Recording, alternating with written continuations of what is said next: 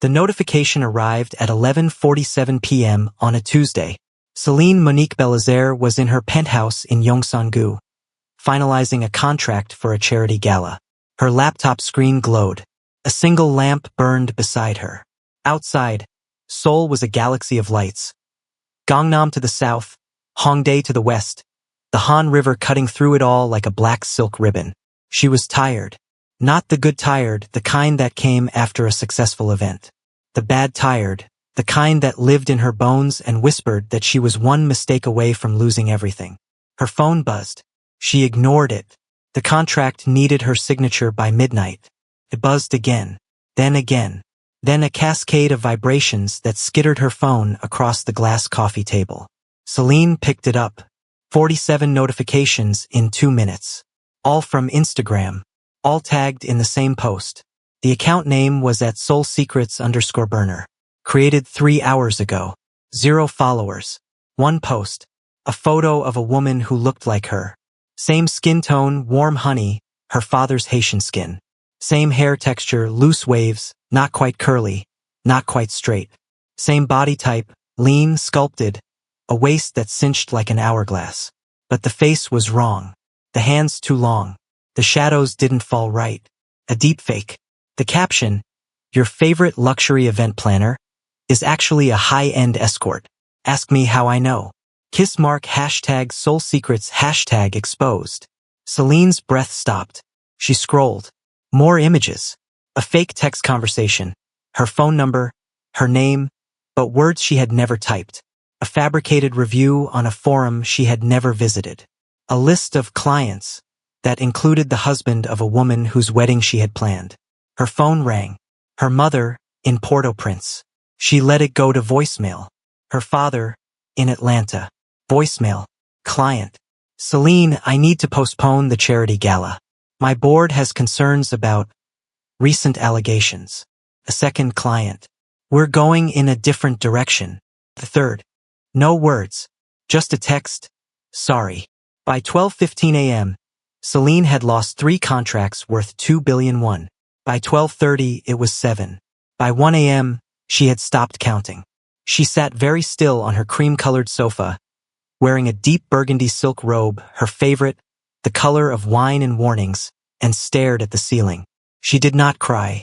Celine Monique Belizaire had not cried since she was 19 years old, when her grandmother died and she learned that tears changed nothing. Instead, she made one call. He answered on the first ring. Shin Tae-ho was not in bed. He was not in his apartment. He was standing on a rooftop in Yongsan, 3 blocks from Celine's building, watching the city through a pair of night vision binoculars. His phone vibrated with her ringtone, a single piano note, and he answered without checking the screen. Celine. Tae-ho. Her voice was steady. Too steady. He had known her for 8 months, and he had learned that her calm was a mask. When her voice went flat, she was bleeding inside. I need you. What happened? Someone destroyed my life. A pause. Can you come? I'm 3 minutes away.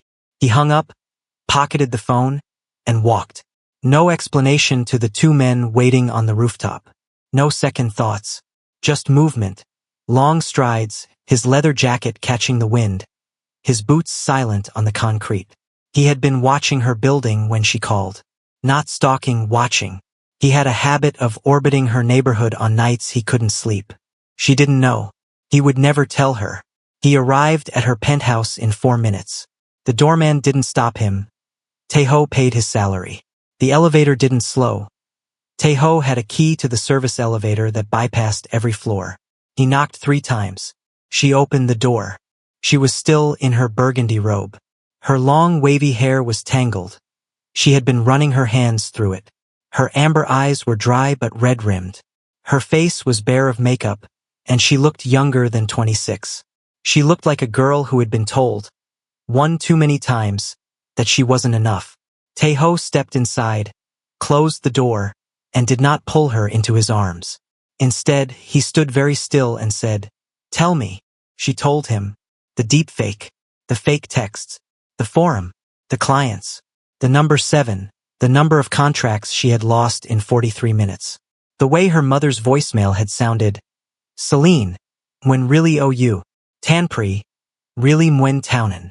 Her mother only spoke Creole when she was terrified. When she finished, Taeho said, "Who? I don't know. Who would want to hurt you?" Celine laughed. It was an ugly sound.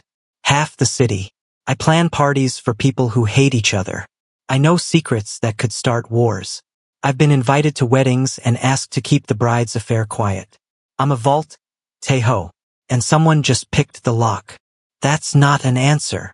She looked at him. Her amber eyes were hard. You want a name? Fine. Could be anyone. It could be the woman whose husband I caught cheating. Could be the actress who thinks I slept with her boyfriend. It could be. Could it be Keisha? The silence that followed was sharp enough to cut. Celine's face didn't change, but her hands, her perfect manicured hands, curled into fists at her sides. Why would you say that? Because she's the only person who has access to everything. Your photos, your schedule, your client list. He didn't step closer. He didn't reach for her. He gave her the truth because she deserved it. And because she's been asking questions about you. To people she shouldn't talk to. What people? People who owe me favors. He paused. She's been looking into your finances, your family, your past. Celine turned away. She walked to the window and pressed her forehead against the glass. The city blurred below her. Keisha and I have been friends for 12 years, she said quietly. We met in Atlanta when I was 14 and she was 15. She was the first person who didn't ask me what I was. She just saw me. We shared a dorm room in college. We moved to Seoul together. I paid her rent for 6 months when she lost her job. I introduced her to every client I have. I love her like a sister. And if you're right, Celine's voice cracked. Just once. Then I don't know who I am anymore. Taeho crossed the room. He stopped behind her, close enough to feel her heat, not close enough to touch. You're Celine Monique Belizaire, he said. You built an event planning firm from nothing in a country where you didn't speak the language. You speak 4 languages.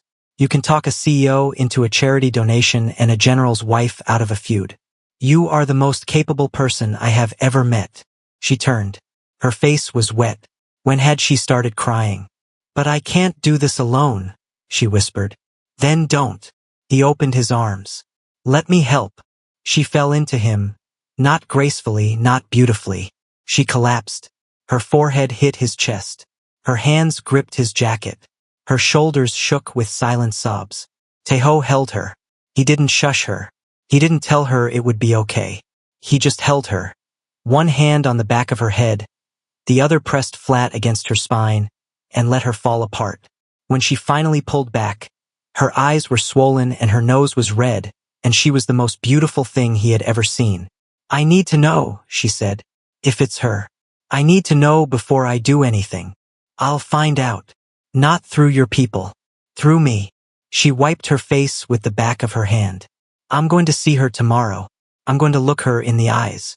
And I'm going to ask her. That's dangerous. She's my best friend. Celine's jaw set.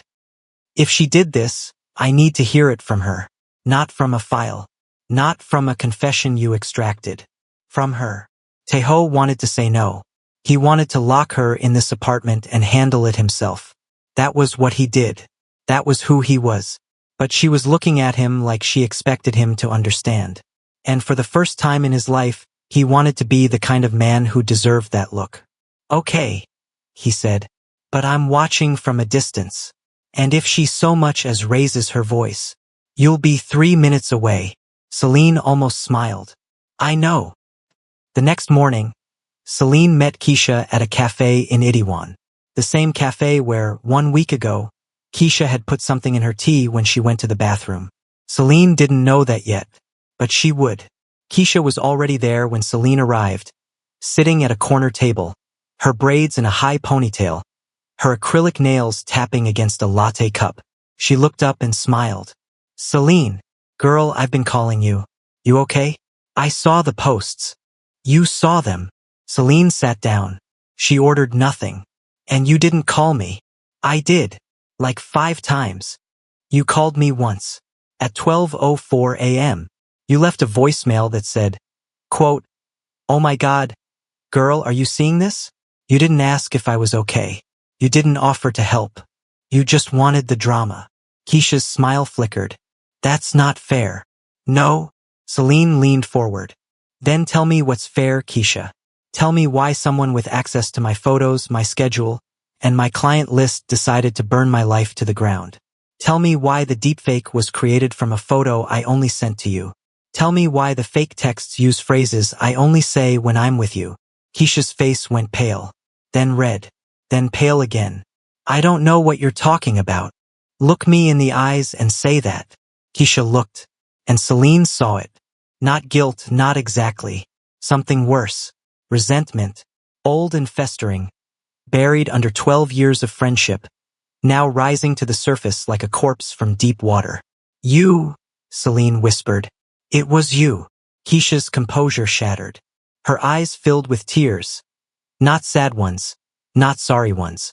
Angry ones. "You have everything," Keisha said. Her voice was low and shaking. "The penthouse. The business. The clients. The man who looks at you like you hung the moon. You have everything I was supposed to have. Supposed to. We came here together. We were supposed to build something together. But you just took off. You learned Korean in 6 months. You made connections I couldn't even get near.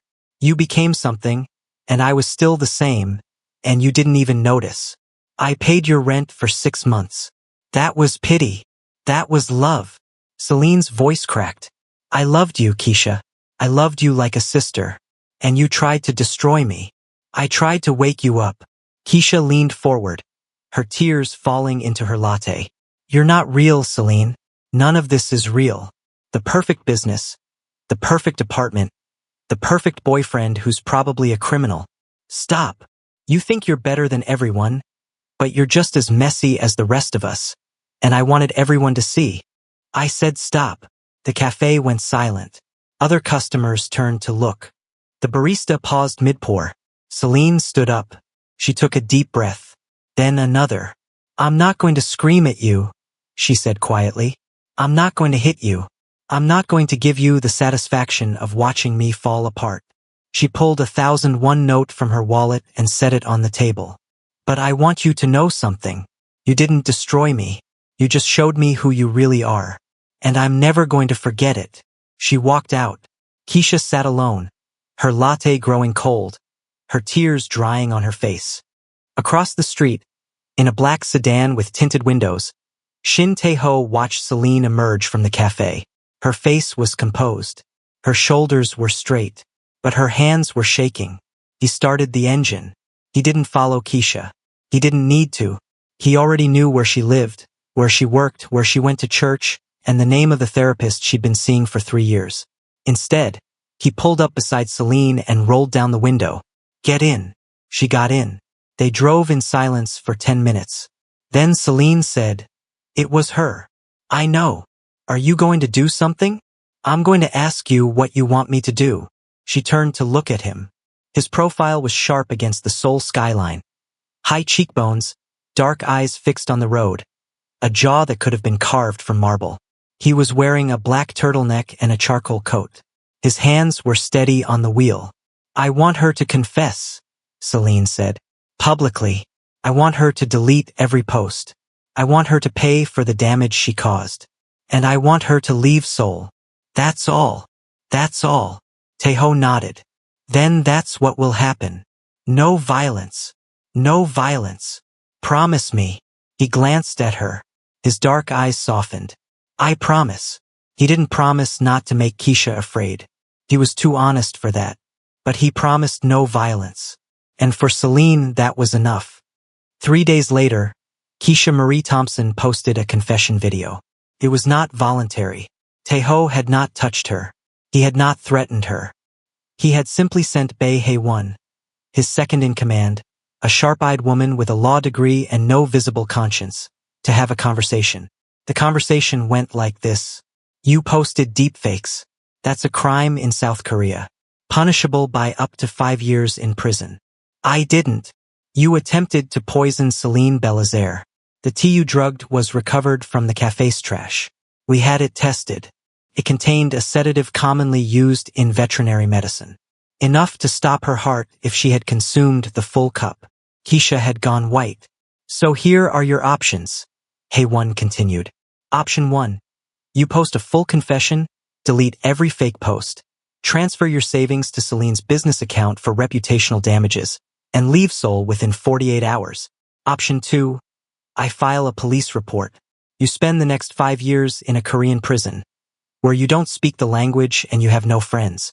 Then you're deported. And Celine still gets her money in a civil suit. Keisha chose option 1. The video went viral. Celine watched it once, in Taeho's office, a converted warehouse in Seongsu-dong. All exposed brick and dark wood and art that cost more than most people's salaries. She wore a cream-colored cashmere sweater and high-waisted navy trousers. Her long wavy hair was pinned back with a tortoiseshell clip. Her face was bare of makeup. On the screen, Keisha sat in a hotel room, her braids messy, her face blotchy. She read from a script, Taeho's script, but the tears were real.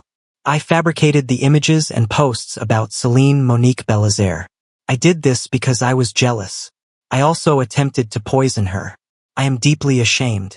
I am leaving South Korea and will not return. I am sorry. Celine turned off the screen. It's done, she said. Taeho sat across from her, reading a report.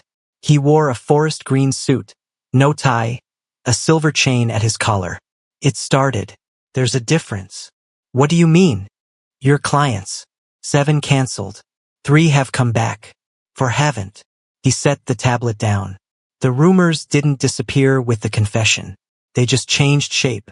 Now people are saying you forced Keisha to confess. That you threatened her. That you're not a victim.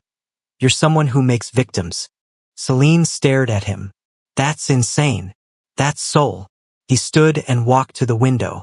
This city eats people like you for breakfast. Beautiful. Successful. Foreign. You're a target whether you like it or not. The only question is whether you learn to fight back.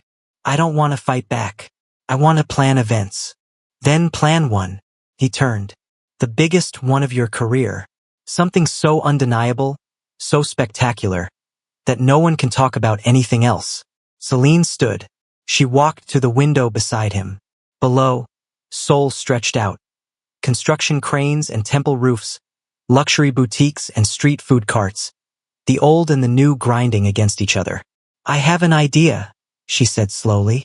The Seoul Arts Foundation Gala. It's in 3 months, the biggest event of the year. Everyone who's anyone will be there.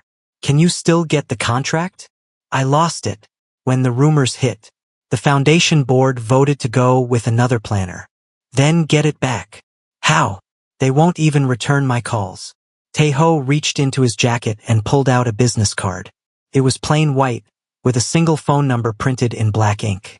This is the personal number of the foundation's chairman, he said. He owes me a favor. A big one. He'll take your meeting. Celine took the card. She looked at it. Then at him. What did you do for him? You don't want to know. Probably not. She tucked the card into her pocket. Thank you. Don't thank me yet. The meeting is one thing. Winning the contract is another. He stepped closer. Can you do it? Celine met his eyes. Her amber eyes were steady. I can do anything. The meeting was at 8 a.m. the next morning, in the chairman's office at the Seoul Arts Foundation headquarters. The chairman's name was Yoon Suk-jin. He was 62, silver-haired, and terrified of Shin Taeho. Celine could see it in the way he held his pen, too tightly like a lifeline.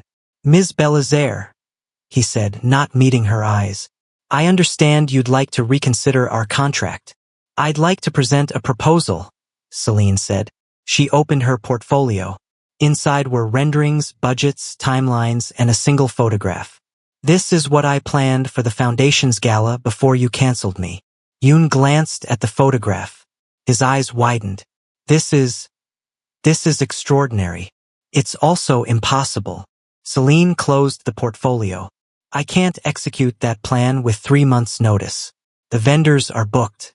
The venue is taken. The performers have other commitments. Then why are you here? Because I have a better plan.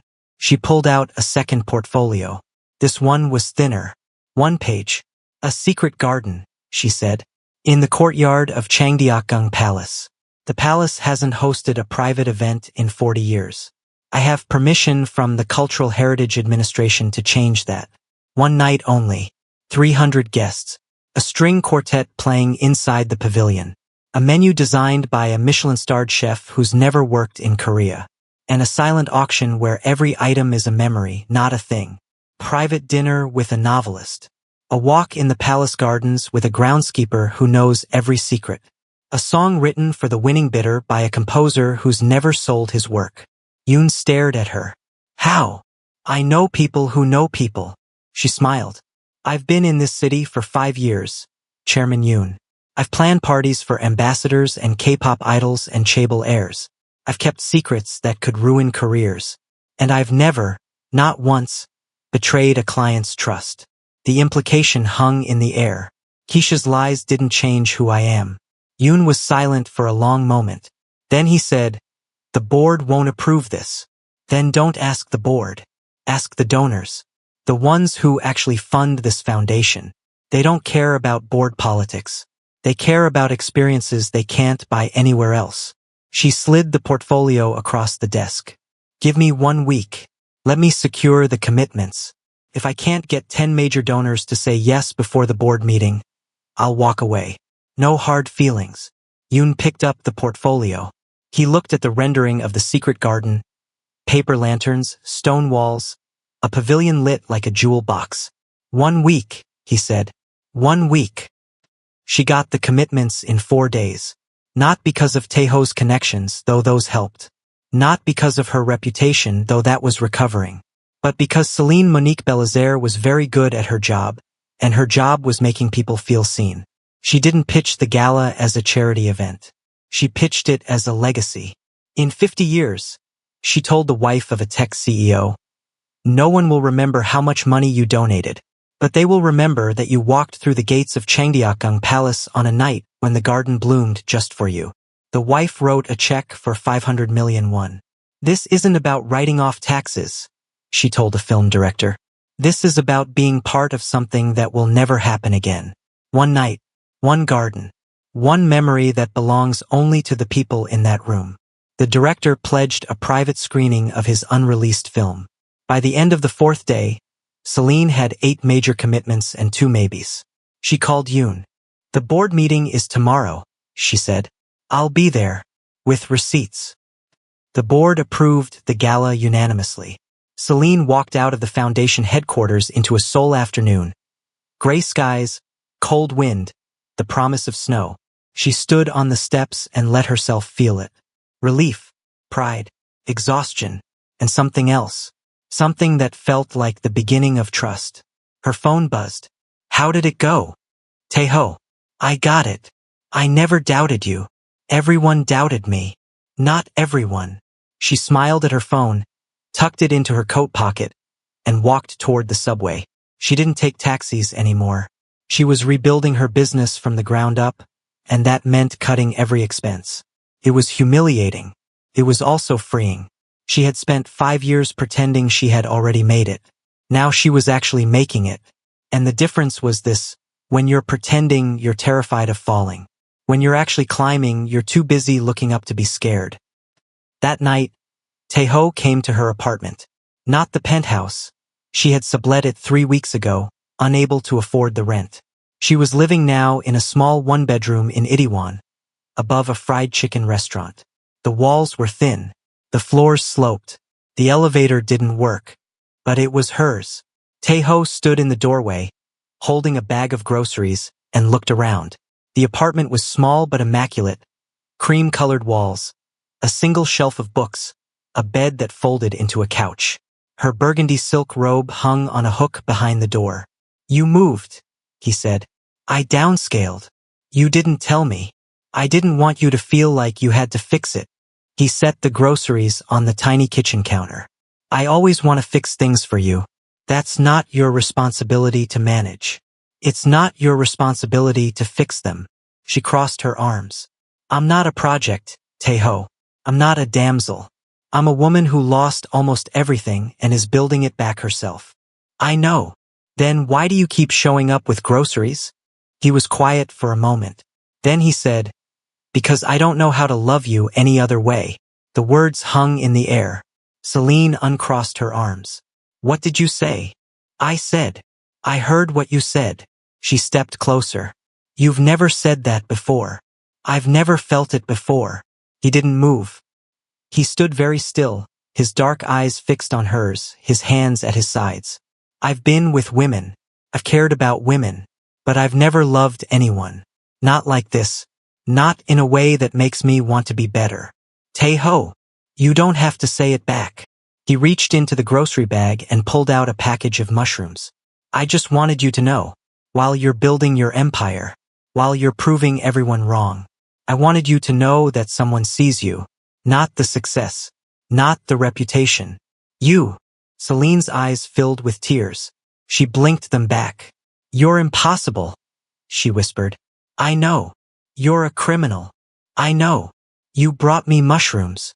Your favorite. She kissed him. Not gently. Not carefully. She kissed him like she had been waiting her whole life to hear someone say those words.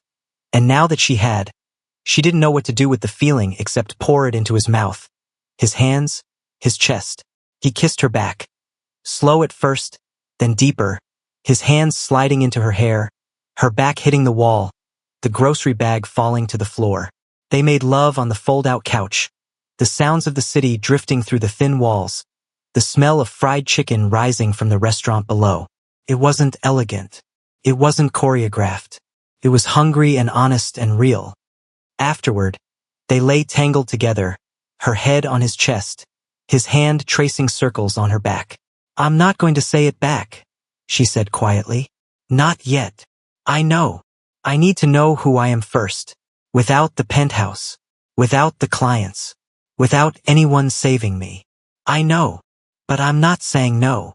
She looked up at him. Her amber eyes were soft. I'm saying not yet. Is that okay?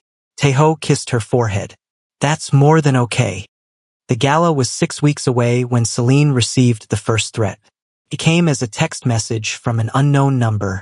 You think you've won, but you don't know who you're working for.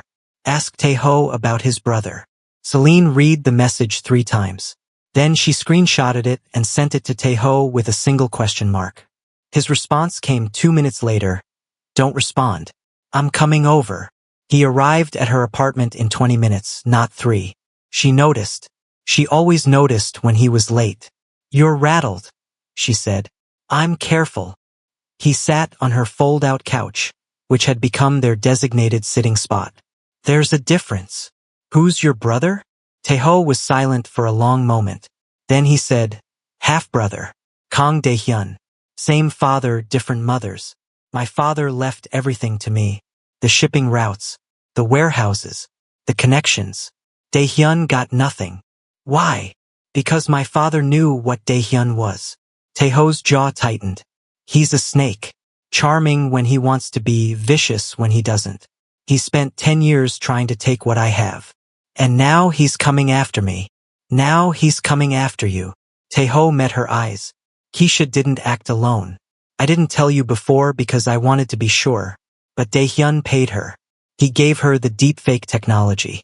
He coached her on what to post. He wanted to see if I would crumble. Did you? I wanted to kill him.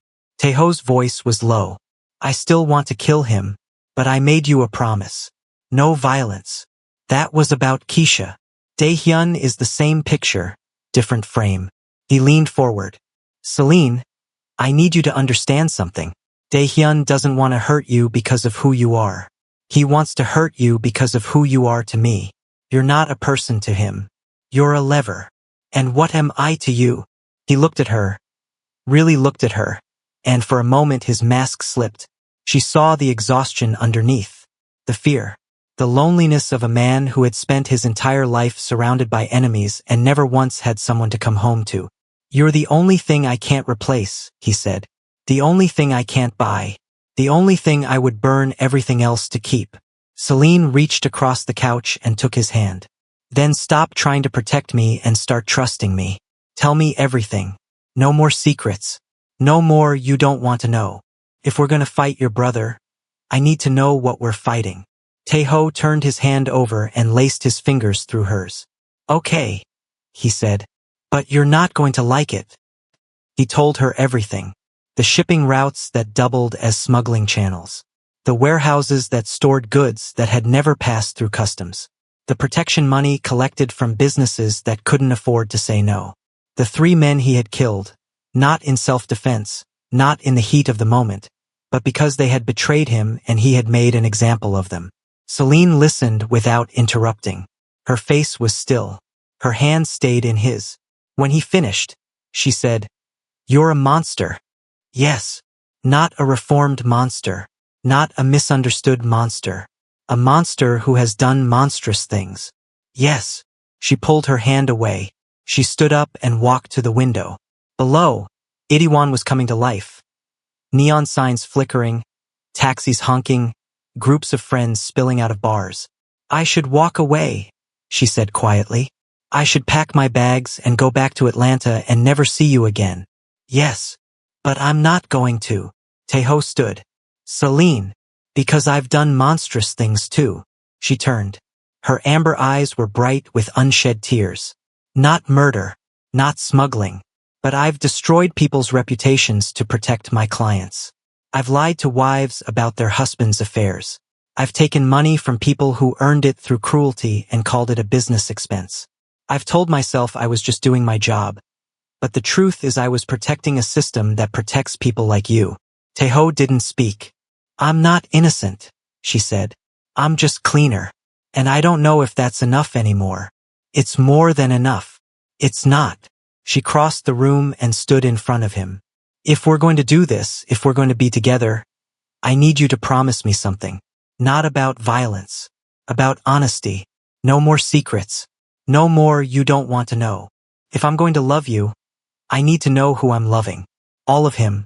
Not the parts you think I can handle. Taeho reached up and touched her face. His thumb brushed her cheekbone. I've never told anyone about the men I killed, he said. Not my mother. Not my closest friend. No one. Until now. Until now. He pulled her close. I don't deserve you. Probably not. She wrapped her arms around his neck. But I'm not going anywhere. The next morning, Celine went to work. Not on the gala on Daehyun. She started with Cha Soo-kyung, the lawyer who had warned her about Taeho's brother in the original timeline. But in this version, Celine found Soo-kyung herself. She didn't wait for the woman to find her. Soo-kyung worked at a small law firm in Jongnyo-gu, specializing in corporate litigation. She was 43, divorced, and deeply in debt. Celine knew this because she had done her research. I need information about Kang Daehyun, Celine said, sitting across from Soo-kyung's desk. The lawyer didn't blink. I don't know that name. You represented his former business partner, Baek Joon-gi, for 7 years. Baek died under mysterious circumstances. The police ruled it a suicide. Daehyun inherited his shares. Celine leaned forward. I'm not here to ask about the death. I'm here to ask about Daehyun's weaknesses. Soo-kyung set down her pen. Why should I help you? Because you're drowning in debt. Because your ex-husband is threatening to take your daughter to Canada. Because you need money, and I have it, and I'm not asking you to break the law. I'm asking you to talk. How much? 50 million won. Half now, half when I have what I need. Soo-kyung was silent for a long moment. Then she opened a drawer, pulled out a folder, and slid it across the desk. Daehyun's weakness isn't money or power, she said. It's ego. He can't stand being seen as less than Taeho. Every decision he makes comes from that wound. Attack the wound, and he'll make mistakes. Celine opened the folder. Inside were photographs, financial records, and a single handwritten letter. What's this? A letter from Daehyun to his father, written a month before the old man died. In it, Daehyun begs for recognition, for a share of the inheritance, for any sign that he matters. Soo-kyung's voice was flat. His father never responded. Daehyun has kept the letter for 15 years. He reads it every night before bed. Celine looked at the letter. The handwriting was angry, Words pressed hard into the paper, ink bleeding at the edges. I am your son too. I have done everything you asked. I have been loyal. I have been patient. And still you give everything to him. Why? What did I do wrong? What did I do to deserve a father who cannot see me? He's not a monster, Celine said slowly. He's a child who never got what he needed. Don't make the mistake of pitying him, Sukyung said. He's still a monster. He just has a reason. Celine took the folder home. She spread the contents across her tiny kitchen table and studied them until her eyes blurred. Dae-hyun had built his own empire. Smaller than Taeho's, but significant. He controlled the nightlife in 3 districts: Hongdae, Itaewon, and Gangnam. His income came from clubs, bars, and the drugs sold inside them. He employed 300 people directly and another 1,000 indirectly. His weakness wasn't just ego. It was visibility. Taeho operated in the shadows. Dae-hyun operated in neon lights. Everyone knew his name, his face, his clubs. That made him vulnerable. Celine picked up her phone and called Taeho. I have a plan, she said. But you're not going to like it. Tell me anyway. I'm going to throw a party. Not the gala, something smaller. Something intimate. And I'm going to invite everyone who matters in Seoul's nightlife industry. Promoters, DJs, club owners. The people who work for Dae-hyun. Why would they come? Because I'm going to offer them something Dae-hyun can't. Legitimacy. A way out of the underground and into the light. I'm going to show them that there's more money in legal events than illegal clubs.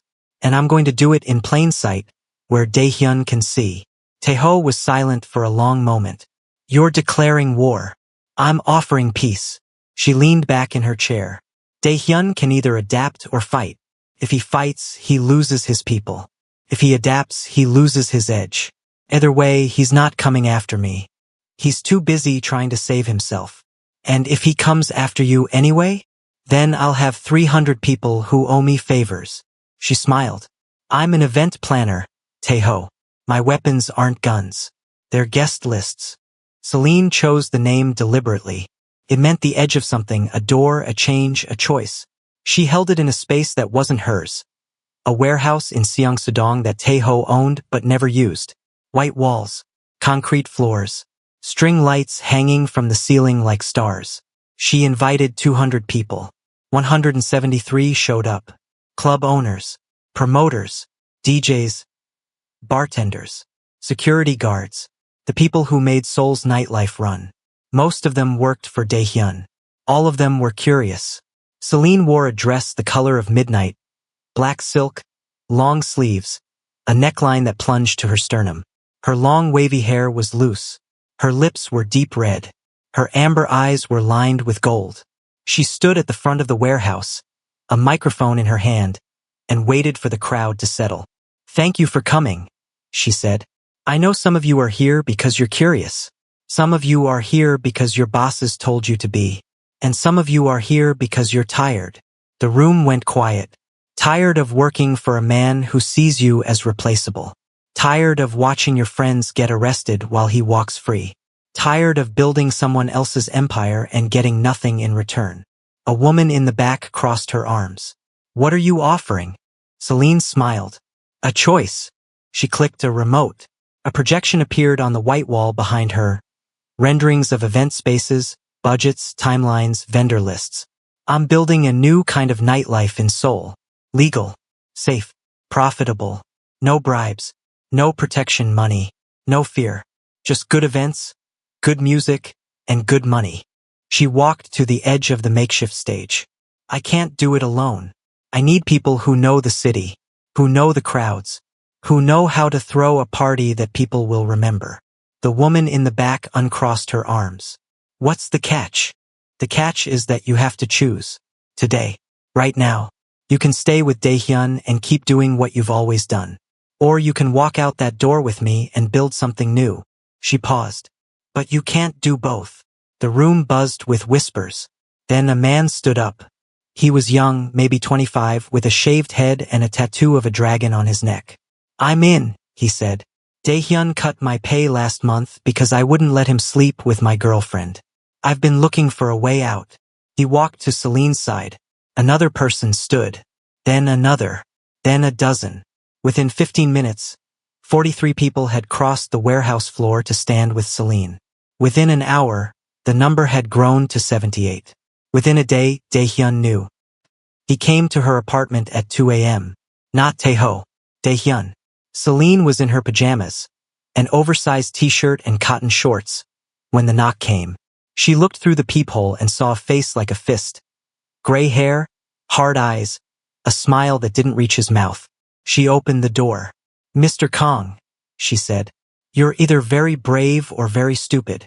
Both." He stepped inside without waiting for an invitation. "You stole my people. I offered them a choice. They chose. You think this is a game? I think this is business." She closed the door. "You've been running Seoul's nightlife like it's a fiefdom, threatening people, taking what you want, treating your employees like property.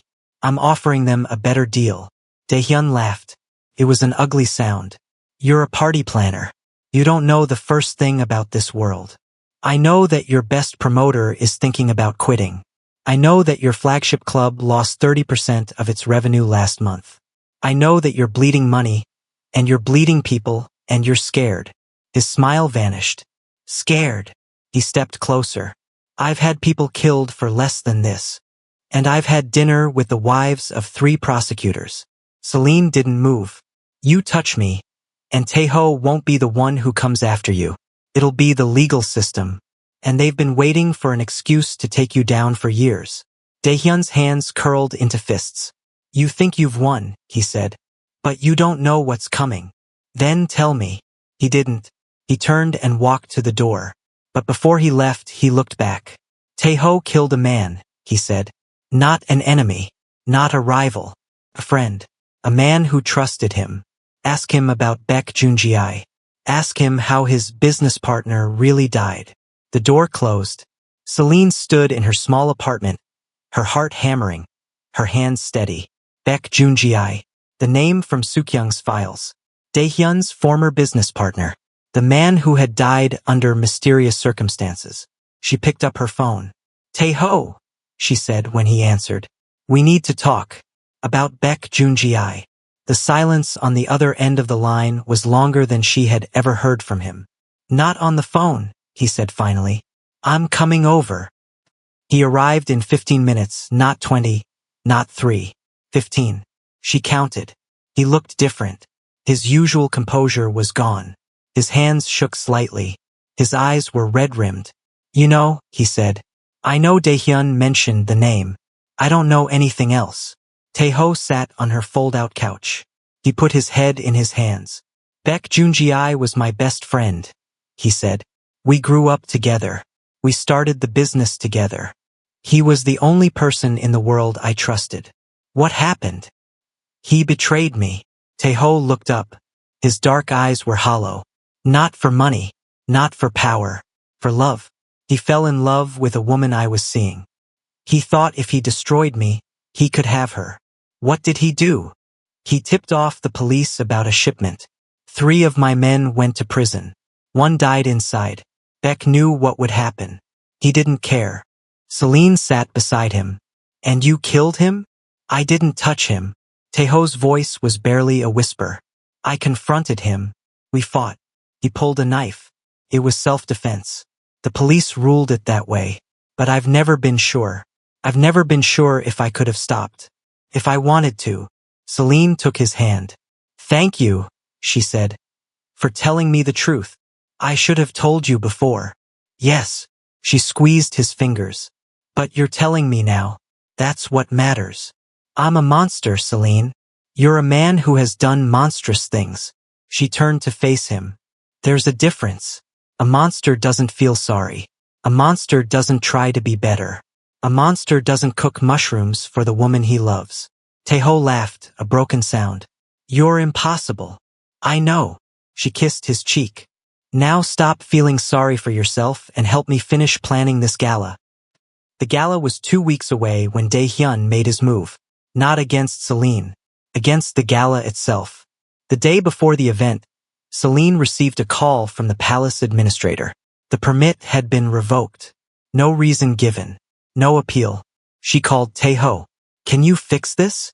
Not without exposing our connection to the foundation. If they find out you're involved with me, the gala is dead anyway. Celine closed her eyes. Then I have to fix it myself. How? She thought. The palace permit required approval from 3 government agencies. One of them, the Cultural Heritage Administration, was run by a woman whose daughter's wedding Celine had planned 2 years ago. I know someone, she said. Give me 2 hours. The meeting was at a cafe in Samcheongdong, the same neighborhood as the palace. The woman across the table was 53, elegant, and deeply grateful. Your daughter's wedding was the most beautiful event I've ever attended, Celine said. I've never forgotten how happy she looked. The woman, Director Park, smiled. She still talks about it. The flowers, the music, the way you handled her mother-in-law. I try. You're not here for small talk. Director Park set down her teacup. What do you need? Celine told her. The permit, the revocation, the suspicion that someone had pressured the palace administrator. Director Park listened without interrupting. When Celine finished, she said, I can reinstate the permit, but it will take 24 hours. And it will cost you. Name your price. I want you to plan my daughter's baby shower. She's due in 4 months. I want it to be perfect. Celine smiled. Done. The permit was reinstated the next morning. The gala happened that night. It was everything Celine had promised and more. The palace courtyard glowed with paper lanterns. The string quartet played inside the pavilion. The chef's tasting menu made grown men weep. The silent auction raised 3 times its goal. And in the back of the room, watching from the shadows, Shin Taeho stood with his hands in his pockets and his heart in his throat. Celine was radiant, not because of her dress, though it was beautiful, deep crimson silk that pooled at her feet. Not because of her hair, though it cascaded down her back in soft waves. Because she was in her element. Because she had built something from nothing. Because she had won. She walked to him after the last guest had left. Your brother tried to cancel my permit, she said. I know. I handled it. I know. He's not going to stop. No. Taeho pulled her close. But neither are we. The gala was a triumph. Celine woke the next morning in Taeho's bed. Their bed, now because she had started staying over 3 or 4 nights a week. The converted factory apartment in Seongsadong was slowly becoming home. Her burgundy silk robe hung next to his navy one. Her teacup sat beside his espresso maker. Her books filled a shelf that had been empty for years. She stretched. Sunlight streamed through the tall windows. Taeho was already awake, propped on one elbow, watching her. You're staring, she murmured. I'm admiring. I have morning breath. You have morning breath and you're beautiful. They're not mutually exclusive. She laughed. That loud, unapologetic laugh that she had tried to suppress for years. The one that made strangers turn and smile. She didn't hide it anymore. Not with him. They had breakfast on the rooftop. Barley tea, rice porridge, a plate of fruit that Celine arranged in a perfect spiral because she couldn't help herself. Seoul spread out below them. The city was hazy with morning light, construction cranes and temple roofs, apartment towers and traditional hammocks, the old and the new tangled together. I got an offer, Celine said. Taeho paused mid-bite. What kind of offer? A wedding. In Paris. The daughter of a French ambassador. She saw the photos from the gala and she wants me to plan the whole thing. Celine set down her spoon. It's 6 months of work. I'd have to travel back and forth. Maybe stay there for a while. Taeho was quiet. Taeho, I'm thinking. Don't think. Just tell me. He set down his bowl. I don't want you to go. I know. But I'm not going to stop you. I know that too. He reached across the table and took her hand. Celine, I spent 10 years building an empire. I told myself it was for freedom, for power, for safety. He stroked her knuckles with his thumb. But none of it meant anything until you. You're the only thing I can't replace. Her eyes filled. Taeho, go to Paris. Plan the wedding. Be brilliant. And then come back to me. He lifted her hand to his lips. Because I'll be here, waiting, every single day. She kissed him, hard, grateful, desperate, and he kissed her back, and the morning sun painted them gold. She went to Paris. For 6 months, she planned the wedding of the year. A ceremony at a private chateau outside the city. Flowers flown in from Holland. A dress designed by a couturier who usually only dressed royalty. She worked 18-hour days, slept 4 hours a night, and thought about Taeho every waking moment. He visited twice, once in secret, arriving on a private plane, staying for 48 hours before disappearing back to Seoul. Once openly, walking into the chateau like he owned it, wearing a charcoal suit and his silver chain. "You're distracting my client," Celine whispered, pulling him into a supply closet. "Good." He backed her against a shelf of tablecloths. "She should be distracted. She's marrying a man who thinks champagne should be served before the ceremony. You have opinions about wedding timelines now? I have opinions about everything." He kissed her neck. "Especially you." They made love in the supply closet, surrounded by linen napkins and centerpiece prototypes, and Celine laughed so hard at one point that he had to cover her mouth with his hand. "You're impossible," she gasped. "You love it." "I do." She looked up at him, her amber eyes soft. "I really do." The wedding was a triumph. The bride cried. The groom cried. The ambassador cried. Celine stood in the back, wearing a simple black dress and her favorite gold heels, and watched the sun set over the French countryside. Her phone buzzed. "How did it go?" "Taeho." "Perfect. They named their first dance song after me." "What song?" "I can't tell you. It's embarrassing." "Now I need to know." "Kiss from a Rose by Seal." "You're lying." "I never lie about music." "I love you." "I love you too." "I'll be home in 3 days. I'll pick you up at the airport." "You hate airports." "I love you more than I hate airports." She smiled at her phone, tucked it into her pocket, and walked back into the party. 3 days later, she landed at Incheon International Airport. Taeho was waiting at the private arrivals gate, leaning against a black sedan, wearing a camel-colored coat and a soft smile.